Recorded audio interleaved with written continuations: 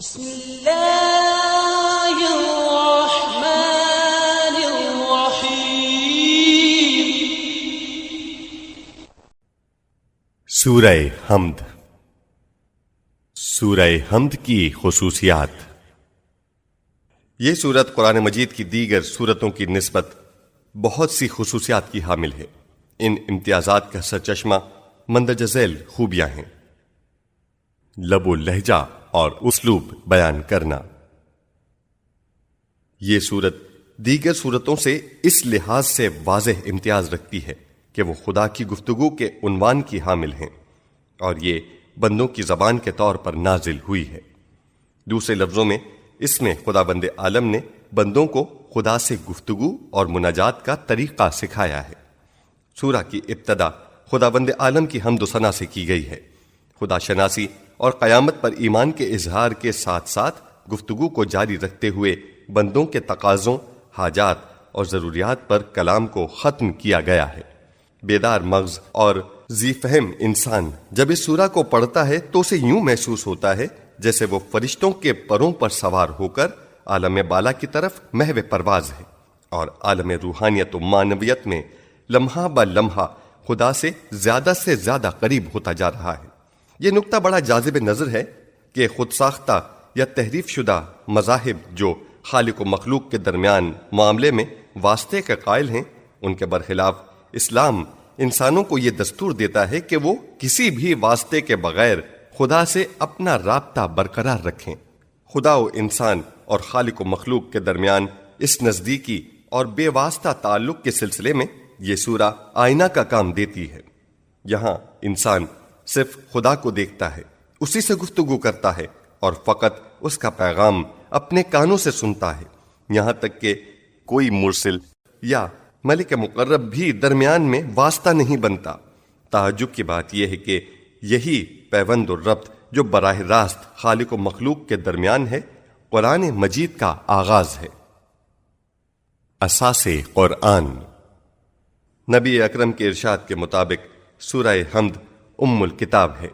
ایک مرتبہ جابر بن عبداللہ انصاری حضرت کی خدمت میں حاضر ہوئے تو آپ نے فرمایا، کیا تمہیں سب سے فضیلت والی سورت کی تعلیم دوں جو خدا نے اپنی کتاب میں نازل فرمائی ہے؟ جابر نے عرض کیا، جی ہاں، میرے ماں باپ آپ پر قربان ہوں، مجھے اس کی تعلیم دیجیے۔ حضرت نے سورہ حمد جو ام الکتاب ہے انہیں تعلیم فرمائی اور یہ بھی ارشاد فرمایا کہ سورہ حمد موت کے علاوہ ہر بیماری کے لیے شفا ہے۔ مجموع البیان نور الثقلین آغاز سورہ حمد۔ آپ کا یہ بھی ارشاد ہے، قسم ہے اس ذات کی جس کے قبضہ قدرت میں میری جان ہے، خداوند عالم نے تورات، انجیل، زبور، یہاں تک کہ قرآن میں بھی ایسی کوئی صورت نازل نہیں فرمائی اور یہ ام الکتاب ہے۔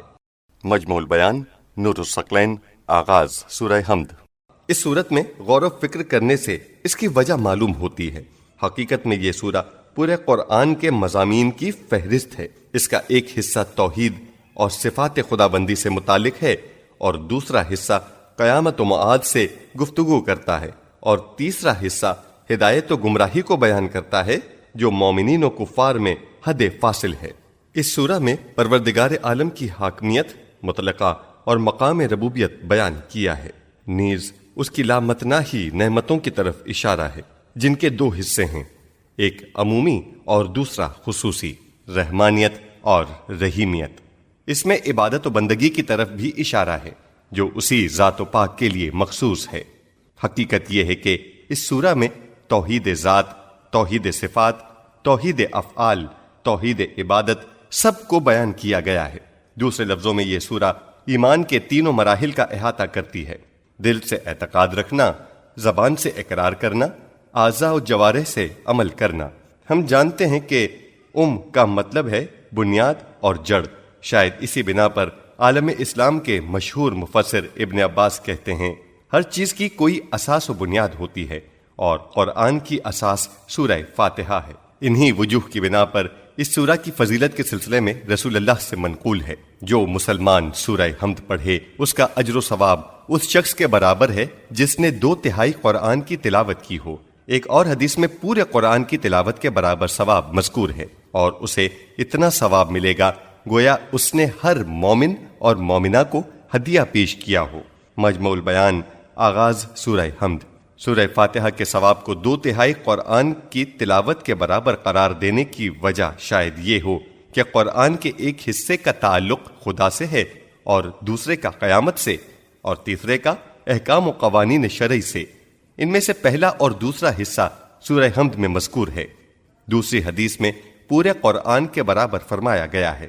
اس کی وجہ یہ ہے کہ قرآن کا خلاصہ ایمان اور عمل ہے، اور یہ دونوں چیزیں سورہ حمد میں جمع ہیں۔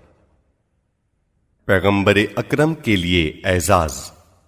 یہ بات قابل غور ہے کہ قرآنی آیات میں سورہ حمد کا تعارف حضرت کے لیے ایک عظیم انعام کے طور پر کرایا گیا ہے، اور اسے پورے قرآن کے مقابلے میں پیش فرمایا گیا ہے، جیسا کہ ارشاد الہی ہے، وَلَقَدْ آتَيْنَاكَ سَبْعًا مِّنَ الْمَثَانِي وَالْقُرْآنَ الْعَظِيمِ۔ ہم نے آپ کو 7 آیتوں پر مشتمل سورہ حمد عطا کیا جو 2 مرتبہ نازل کیا گیا، اور قرآن عظیم بھی عنایت فرمایا گیا۔ سورہ ہجر آیا 87۔ قرآن مجید اپنی تمام تر عظمت کے باوجود یہاں سورہ حمد کے برابر قرار پایا۔ اس سورہ کا 2 مرتبہ نزول بھی اس کی بہت زیادہ اہمیت کی بنا پر ہے۔ سبع من الثانی قرار دینے کی وجہ اور سورہ حمد کی کچھ مزید خوبیاں اسی تفسیر نمونہ میں سورہ ہجر کی آیت 87 کے ذیل میں ملاحظہ فرمائیے۔ اسی مضمون کی ایک اور روایت رسول اللہ سے حضرت امیر المومنین نے بیان فرمائی ہے، خداوند عالم نے مجھے سورہ حمد دے کر خصوصی احسان جتایا ہے اور اسے قرآن کے مقابل قرار دیا ہے۔ عرش کے خزانوں میں سے اشرف ترین سورہ حمد ہے۔ تلاوت کی تاکید۔ سورہ حمد کی فضیلتوں کے بیانات سے یہ بات واضح ہو جاتی ہے کہ احادیث اسلامی میں جو شیعہ و سنی کتب میں موجود ہیں، اس سورہ کی تلاوت کے متعلق اتنی تاکید کیوں کی گئی ہے؟ اس کی تلاوت انسان کو روح ایمان بخشتی ہے اور اسے خدا کے نزدیک کرتی ہے، اس سے دل کو جلا ملتی ہے اور روحانیت پیدا ہوتی ہے، اس سے انسانی ارادے کو کامیابی میسر آتی ہے۔ اس سورہ کی تلاوت سے خالق و مخلوق کے مابین انسانی جستجو فزوں تر ہو جاتی ہے، نیز انسان اور گناہ و انحراف کے درمیان رکاوٹ بنتی ہے۔